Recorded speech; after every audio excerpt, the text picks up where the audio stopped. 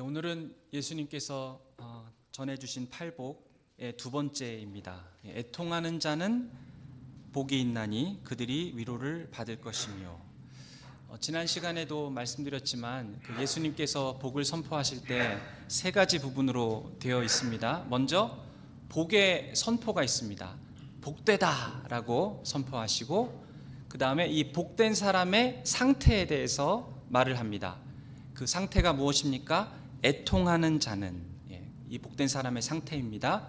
그리고 복된 사람의 이유에 대해서 말씀하는데, 그 이유가 그들이 위로를 받을 것이며, 그들이 왜 복된가 하면은 저들이 위로를 받을 것이기 때문에 복되다, 이렇게 말씀을 하십니다.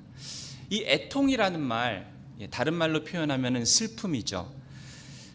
이 사람들한테 세상에서 별로 환영받지 못하는 말입니다.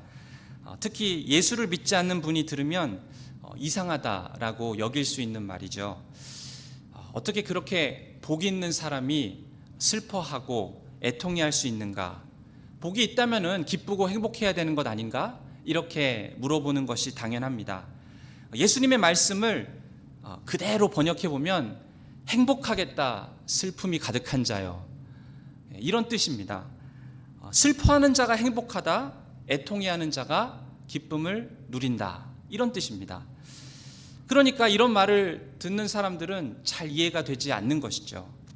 세상에서는, 왜냐하면 애통하는 것을 별로 좋아하는 사람이 없습니다. 슬퍼하는 것은 다 환영받지 못하는 생각이지요. 누가 그런 것들을 좋아하겠습니까? 보통 사람들은 그렇게 말합니다. 피할 수 있으면 그냥 피해.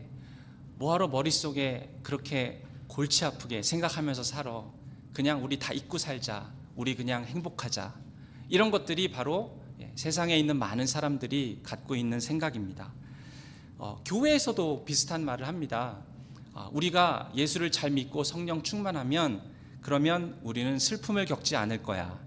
우리는 늘 웃고 다니게 된다. 교회에서조차 이렇게 말을 합니다. 하지만 복음은 애통하는 자가 복이 있다라고 말씀합니다. 참으로 슬퍼하는 사람들, 참으로 애통하는 사람들만이 복이 있다라고, 행복하다라고 말씀하는 것이죠. 그러면 도대체 예수님께서 애통하는 자라고 했을 때 이 애통이라는 말의 의미가 뭘까요? 예수님께서 애통하는 자가 복이 있다라고 할 때 이 애통은 세상에 있는 모든 애통에 대해서 다 말씀하시는 것은 아닙니다. 예수님께서 복되다라고 하실 수 없는 그런 종류의 애통도 있습니다. 예를 들어서 범죄자가 나쁜 짓을 하다가 체포가 되어서 감옥에 들어갔습니다. 그러면 그 범죄자는 마음속으로 슬퍼하겠죠. 예수님께서 그러한 슬픔, 그러한 애통이 복되다라고 하시는 것은 아닙니다. 또 어떤 부정부패를 일삼는 정치인이 자기의 세력을 잃고 권세를 잃게 될 때, 그러면은 그 세력을 잃은 것 때문에 슬퍼할 수 있겠죠. 예수님께서 그런 슬픔, 그런 애통을 가지고 복되다라고 하시는 것은 아닙니다. 무슨 이유로든 슬퍼하는 모든 사람들을 다 위로하시겠다, 그렇게 말씀하시는 것이 아닙니다. 예수님께서는 애통하는 것 자체가 복이다, 이렇게 말씀하시는 것도 아니죠. 또 태어나면서부터 기질적으로 우울한 사람이 있습니다. 누가 가르쳐주지도 않았는데 태어나면서부터 성격이 우울한 사람이죠. 그런 사람을 보고 또 애통한 자를 복되다라는 식으로 말씀하시는 것은 아닙니다. 그러니까 예수님께서 애통하는 자가 복되다라고 했을 때 그러면 도대체 무슨 애통을 말씀하시는 걸까요? 예수님께서 말씀하시는 애통은 영적인 애통입니다. 위로받는 사람들은 영적으로 애통하는 사람들입니다. 그러면 도대체 영적으로 애통하는 것이 무엇인가? 이 영적으로 애통하는 것은 저희들이 지난주에 살펴보았듯이 심령이 가난한 사람이 마음속으로 느끼는 슬픔, 그것을 영적인 애통이라고 합니다. 심령이 가난하다는 것은 무엇입니까?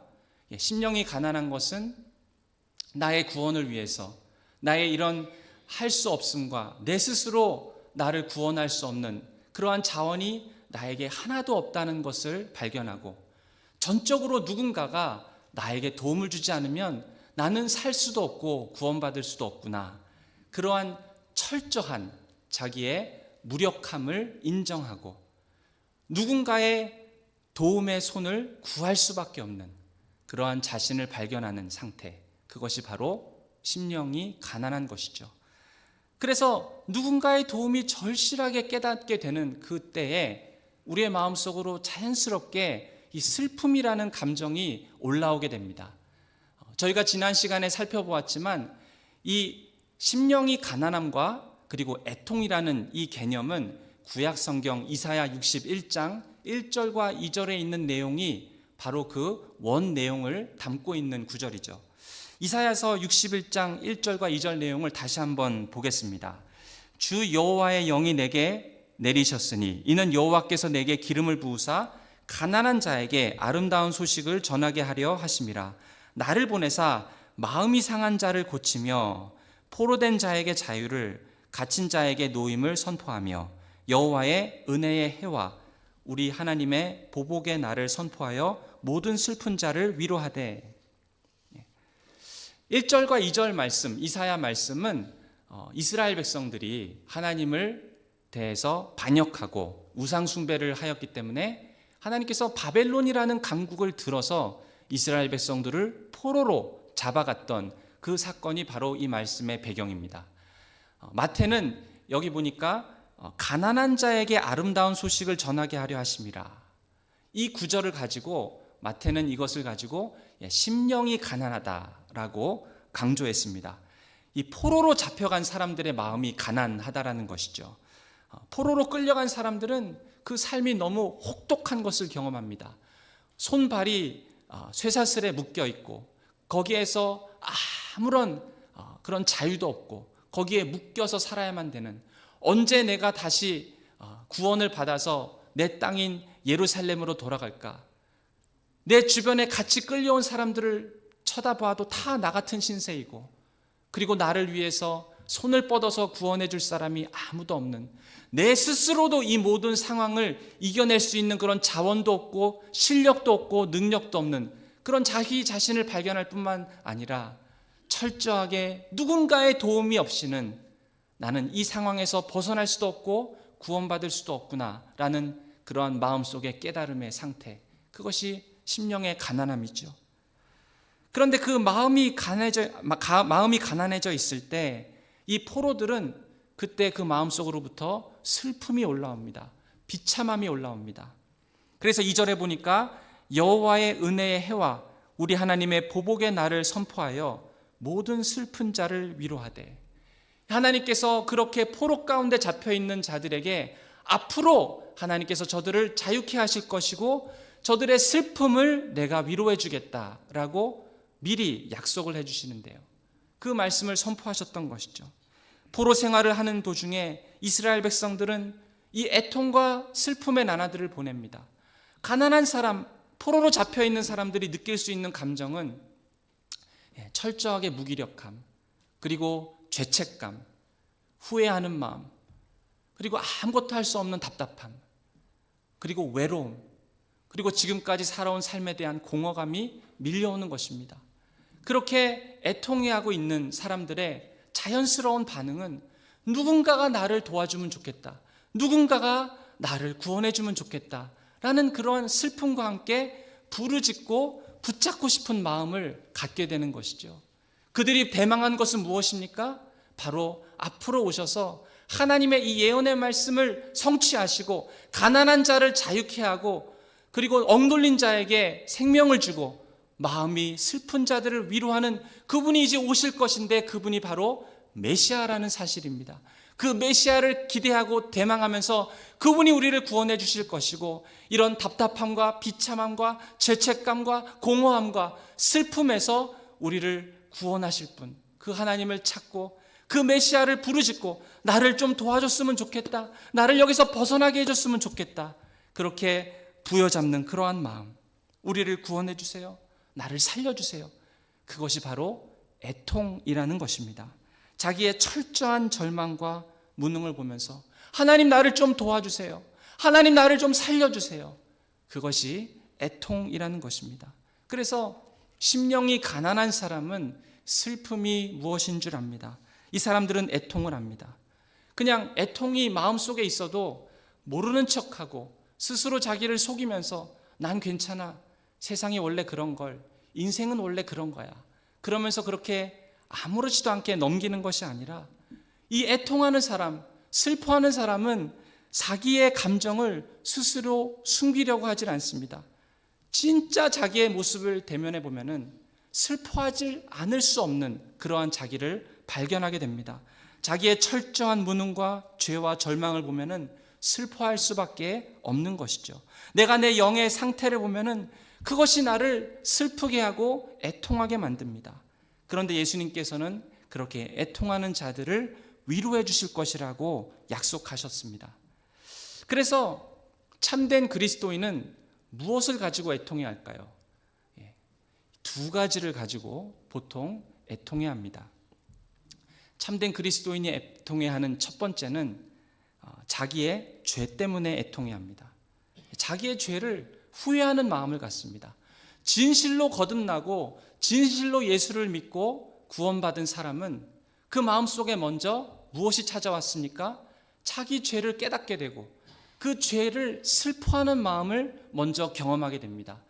지금까지 나의 삶은 하나님과 등진 삶이었고 하나님을 거역하고 배반하고 하나님을 원수처럼 생각하는 그런 삶이었구나. 그렇게 자기의 삶을 돌아보고 자기의 마음을 보면서 이런 내 죄가 하나님의 마음을 찢어 놓았고 하나님을 정말 속상하게 했겠구나. 그것을 깨닫는 것이죠. 그러면서 슬퍼합니다. 누가복음 15장에 보면은 마치 탕자가 아버지를 떠나서 허랑방탕하게 살았지요. 그리고 나서 아버지께로 돌아오려고 할 때에 그 마음이 진심으로 가난해집니다. 그러면서 이런 식으로 이야기를 하죠. 이제 아버지 집으로 돌아가야겠다. 내가 하나님과 아버지에게 죄를 지었구나. 내가 집에 가더라도 내가 무슨 낯으로 무슨 자격으로 아들로서 내가 살겠다고 할 수나 있을까? 그저 그 집에 종으로 들어가 살아도, 품꾼으로 들어가 살아도 나는 할 말이 없는 자이구나. 그렇게 마음이 가난해져서 자기의 잘못된 것들을 돌아보며 아버지를 마음을 아프게 하고 하나님의 마음을 아프게 했던 것들을 생각해 보면서 진심으로 자기의 죄를 슬퍼하였던 것입니다. 그런데 이런 사람이 하나님의 은혜를 받게 되면 그런 사람만이 하나님의 은혜를 기쁨으로 받을 수 있게 됩니다. 먼저 죄에 대한 슬퍼함이 있어야 참된 구원의 의미, 하나님께서 손을 뻗치셔서 나를 붙잡아 주시고 일으켜 주시는 그것이 나에게는 너무 감사하고 기쁨으로 다가올 수 있게 된다는 것입니다. 먼저 죄의식이 찾아오는 것이죠. 그 다음에 내가 회심의 깊은 필요를 느끼게 됩니다. 그런데 이런 죄의식도 없고 깨달음도 없는 사람은 그저 기독교인이 되려고 하는 이유가 나는 그냥 행복해지면 좋겠어 라든가 이제부터 내가 기독교인이 되었으니 모든 것이 다 잘 풀리고 모든 것이 다 잘 될 것이라는 그런 기대감만으로 기독교인이 되려고 한다면은, 그러면 그런 사람에게는 이 죄에 대해서 설교하는 것 자체를 그런 사람들은 별로 듣고 싶어 하지 않아 합니다. 죄에 대한 깨달음이 없이 죄 때문에 후회하는 마음도 없고 아파하는 것도 없고 그냥 기독교인이 되었으니 기뻐하려고만 한다면, 그냥 마음속에 평안하라고만 한다면 그 기쁨과 평강은 절대로 오래가지 않습니다. 사실 그것은 참된 기쁨도 아니죠. 예수를 믿고 거듭나서 정말 행복해지고 싶은 사람은 무엇보다도 자기 죄 때문에 마음의 애통함이 무엇인지 아는 사람이 되어야 되는 것이죠. 그 죄로 인해서 슬퍼하는 것을 경험했던 사람만이 하나님께서 우리에게 은혜로 구원의 영생의 선물을 주실 때 그것이 얼마나 값어치 있는 것이고 그것이 나에게 얼마나 기쁨의 이유가 되는지를 알게 되는 것입니다. 그래서 예수 믿고 거듭나기 전에 먼저 슬퍼함이 있어야 돼요. 나는 지금 당장 구원받아야 되지, 그런 마음과 소원이 있기 전에 내 죄를 진심으로 깨닫고 내가 하나님께 한 것이 이러한 것이구나, 마음속에 슬퍼함과 돌이킴을 갖고자 하는 뉘우침이 있어야 된다는 것입니다. 이런 죄에 대한 슬픔 없이는 어느 누구도 용서와 구원, 그것을 보면서 위로를 받을 수가 없어요. 죄에 대한 슬퍼함이 있는 사람만이 위로를 경험하게 됩니다. 많은 사람들이 자기가 죄인이라는 사실을 인정은 합니다. 저도 전도를 하러 나가고 믿지 않는 분들을 만나도 예수를 믿지 않겠다고 하더라도 그래도 자기는 죄인이다라는 사실은 인정해요. 겸손하니까. 그런데 정말 교회를 다니든지 다니지 않든지 우리는 이 죄에 대해서 슬퍼하는 마음이 있어야 됩니다. 그것이 바로 예수님이 말씀하시는 애통함입니다. 많은 사람들이 죄라는 것을, 내가 죄인이라는 것을 인정은 하지만 내 죄 때문에 슬퍼하는 사람은 그렇게 많지 않습니다. 누가복음 7장을 보면은 한 여인이 나오는데 이 여인은 눈물로 주님의 발을 씻었습니다. 우리는 정말 내 죄 때문에 눈물을 흘리며 슬퍼해 본 적이 있습니까? 누가복음 18장에 있는 세리를 보십시오. 이 세리는 자기의 죄를 깨닫고 감히 눈을 들어서 하늘을 쳐다보지도 못하고 그냥 가슴을 칠 뿐이었습니다. 하나님이여 불쌍히 여기소서, 나는 죄인이로소이다. 왜냐하면 자기 마음속에 있는 죄악을 깊이 뼈저리게 느꼈기 때문입니다. 애통하는 것은 죄를 깨닫는 것에서 더 나아가 이 죄 때문에 슬퍼하고 이 죄 때문에 절망하는 것을 포함하는 것이죠. 사도 바울은 로마서 7장 24절에서 이렇게 고백합니다. 오라 나는 곤고한 사람이로다. 이 사망의 몸에서 누가 나를 건져내랴. 사도 바울은 이런 비참에 잠겨 있습니다.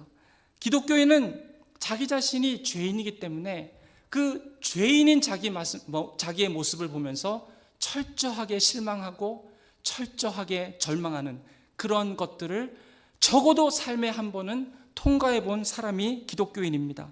그러면서 사도 바울은 이렇게 이야기하죠. 19절에 보니까 내가 원하는 바 선은 행하지 아니하고 도리어 원하지 아니하는 바 악을 행하는도다.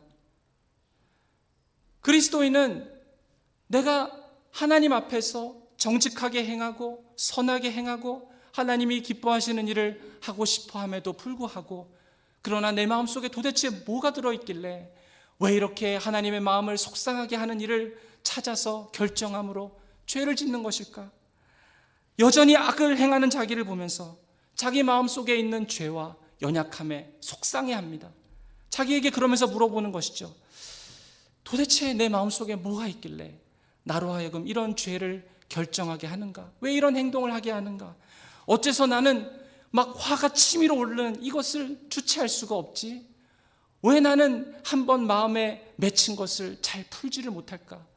왜 나는 만족할지를 모르고 끝없이 내 옆에 있는 사람과 저 사람과 나를 자꾸 비교하려고 드는 것일까?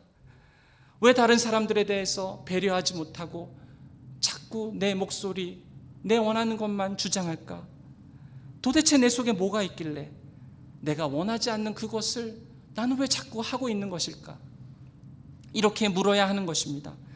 이러한 질문들이 우리 안에서 막 이렇게 올라오고 거기에 대해서 내가 분명하게 답하지 못하는 나의 연약함을 보면서 마음속에 슬퍼하고 애통하는 것이죠. 이것은 그저 우리가 지어내는 얘기가 아니라 정말 우리 안에 다 마음속으로 경험했던 질문들입니다. 그러나 이런 생각들을 철저하게 무시한다면, 그냥 모르는 척 한다면 도대체 뭐하러 저런 질문들을 하고 살아? 그런 질문들 다 쓸데없는 거야. 그리고 사실 그런 질문들을 하는 것 자체가 창피한 일이지. 정말 우리가 이런 마음속에, 내 마음속에 있는 이런 질문들이 올라올 때에 그것을 철저하게 무시하고 창피스럽게 여기고 가치도 없는 그런 질문들이라고 여기면서 그냥 잘 살면 되지라고 생각한다면 아마 그 사람은 어쩌면은 예수님의 가르침을 반대할 수 있는 가능성이 상당히 높습니다. 하지만 내 마음속에 이런 문제들 때문에 애통해 한다면, 내가 금방 답할 수 없는 연약함이 있는 나 때문에, 나의 죄 때문에 애통해 한다면 그 사람은 참으로 애통해 하는 사람인 것입니다. 우리는 우리의 죄를 생각하면서 슬퍼하고 있습니까? 우리는 다른 사람 앞에서, 하나님 앞에서 우리의 죄 때문에 괴로워하고 있습니까? 예수님께서 말씀하십니다. 애통하는 자는 복이 있나니 그들이 위로를 받을 것이며, 애통하는 마음으로 예수님께 나아오시기 바랍니다.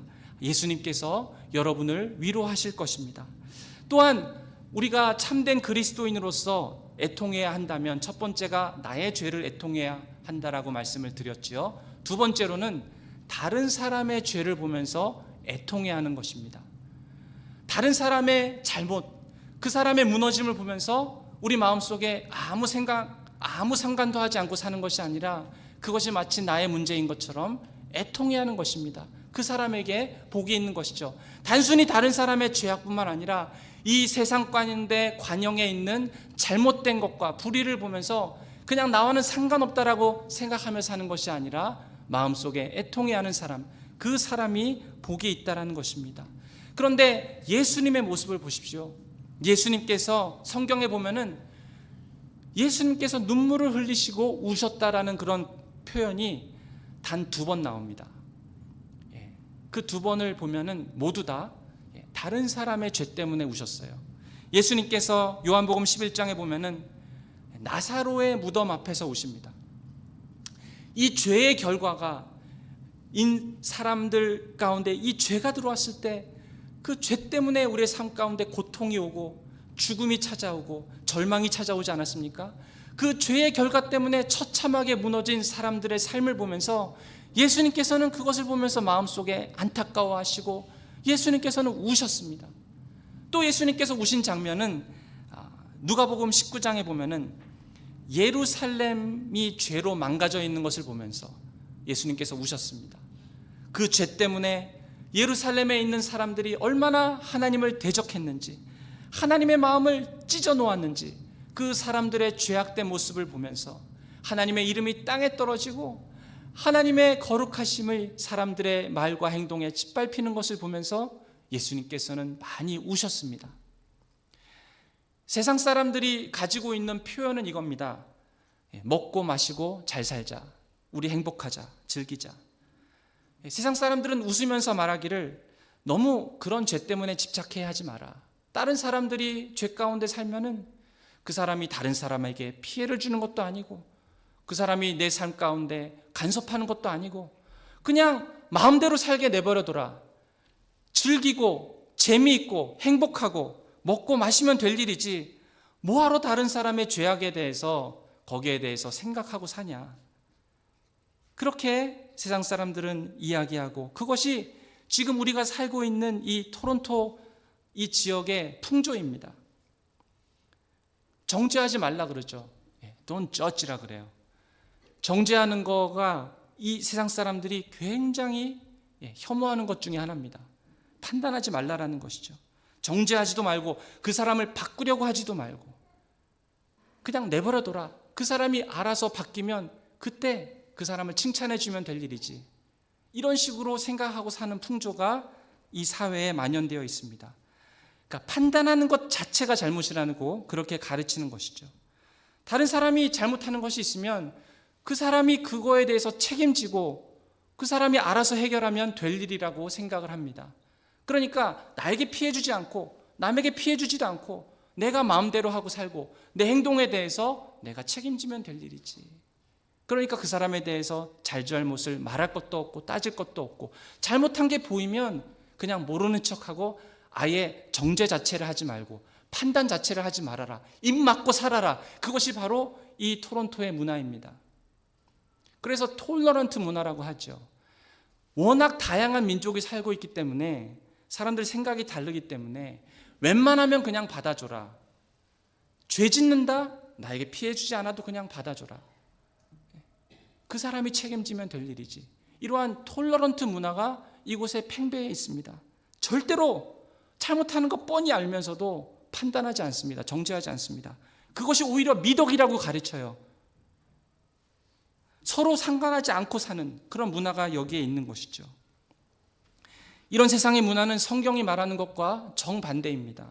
성경이 말하는 애통은 다른 사람의 죄를 보고 마음속으로 그것이 마치 나의 문제인 것처럼 심각하게 슬퍼하고 애통하라는 것이죠.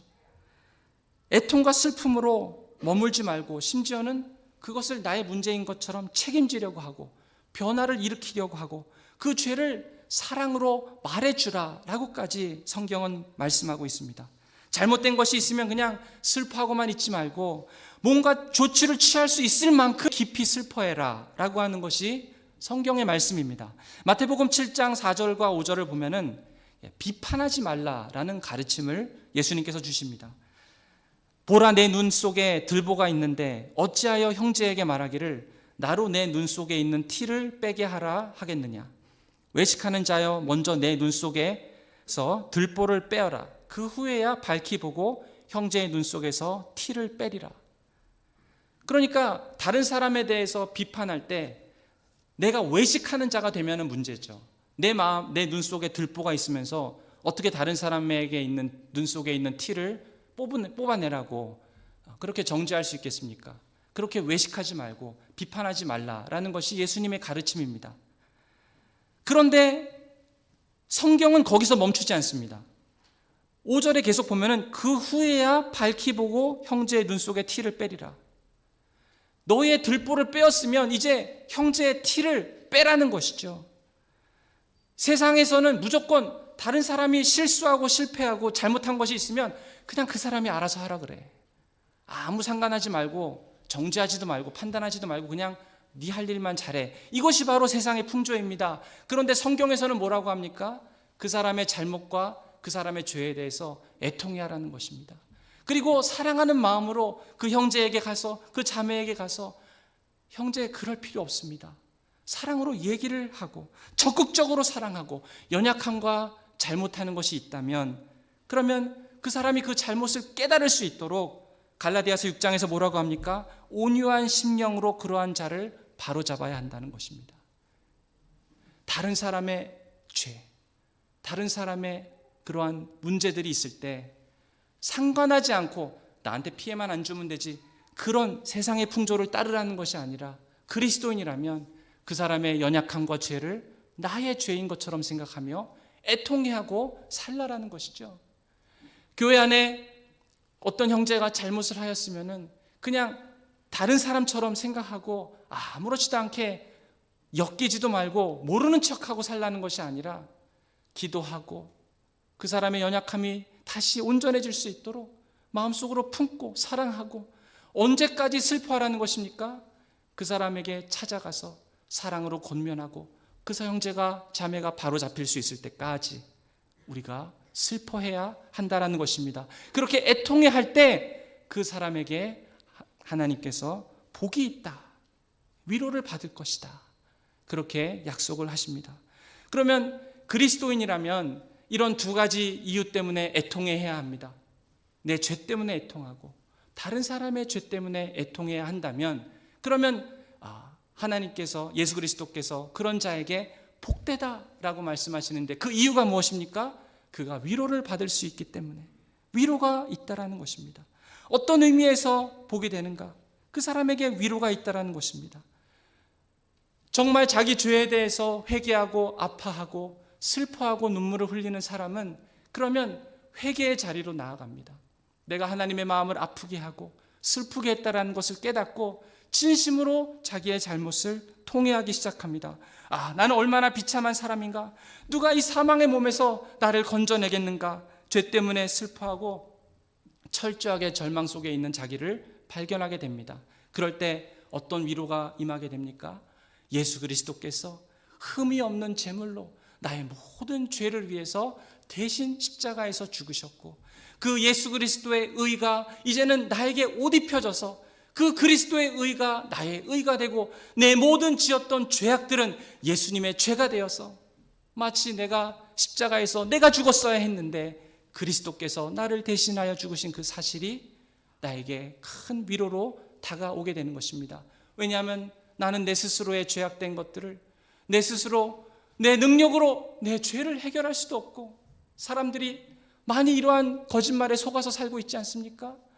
내가 한 행동에 대해서 내가 한 잘못에 대해서 나는 책임질 수 있어. 내가 다 해결하면 돼. 그리고 나서 마음대로 살다가 자기가 엎질러진 물을 놓고 아이고 이걸 내가 어떻게 다 주워담지? 자기가 해결할 수도 없고 그 죄악과 그 결과들을 책임질 수도 없는 자기의 비참함을 나중에 가서야 깨닫게 됩니다. 또 대부분의 많은 사람은 자기가 쏟아놓은 물이 뭔지도 모르고 살아갑니다. 그런데 하나님께서 우리의 눈을 열어주시고 내 죄악에 대해서 깊이 깨닫게 하시고 회개할 수 있는 은혜를 주시고 내 스스로 해결할 수 없는 이 나의 죄의 문제를 그리스도께서 대신 해결해 주셨구나. 그것이 우리에게 얼마나 큰 위로입니까? 우리가 다 지금 이 자리에 나와서 하나님을 예배한다라고 하면서 앉아있지만, 그러나 우리가 여전히 죄인이라면 어떻게 하나님을 기쁘시게 할 수 있겠습니까? 우리가 무엇을 가지고 하나님께 자랑할 수나 있겠습니까? 사랑하는 여러분, 그 사실을 아십니까?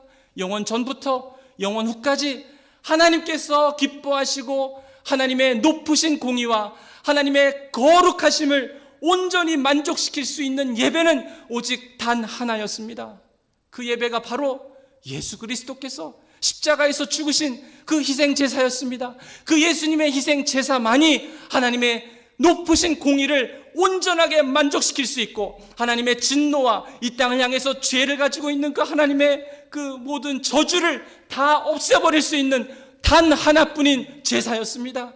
그 그리스도의 제사가 하나님께 온전히 연락되었기 때문에 저와 여러분은 허물이 있고 죄 가운데 있지만, 우리가 무엇을 한다고 해서 하나님을 정말 예배할 수나 있겠습니까? 우리가 무엇을 한다고 해서 하나님께 기쁨이나 될 수 있겠습니까? 그저 나를 품어주시고 그리스도의 옷으로 덮어주시고 우리가 예수 그리스도를 믿음으로 그 안에 있기 때문에 우리는 부족하지만 우리의 예배가 하나님께서 받으심직한 그러한 제사가 될 수 있었던 것입니다. 우리가 하나님 아버지 앞에 무엇을 자랑함으로 나갈 수나 있겠습니까? 이 예배가 하나님께 흠향이 되고 올려질 수 있는 이유는 단 하나뿐인 거룩하신 흠이 없으신 양이신 그리스도의 참된 제사, 그것이 있었기 때문에 우리는 하나님께 기뻐할 수 있는 존재가 될 수 있었던 것이고 하나님의 자녀가 될 수 있었던 것입니다.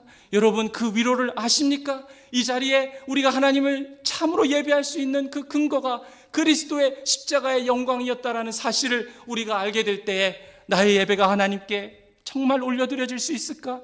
이렇게 죄가 많고 허물이 많은 자의 예배가 어떻게 하나님께 받음직만한 예배가 될 수 있을까? 애통하는 그런 자들에게 그리스도 안에 우리가 있음을 알게 되므로 우리의 심령 안에 하나님을 진심으로 찬양할 수 있고 하나님께서 나의 예배를 연락하신다라는 귀한 위로와 확신을 가질 수 있게 되는 것입니다. 그것이 우리 애통하는 자들에게 찾아주시는 하나님의 위로입니다.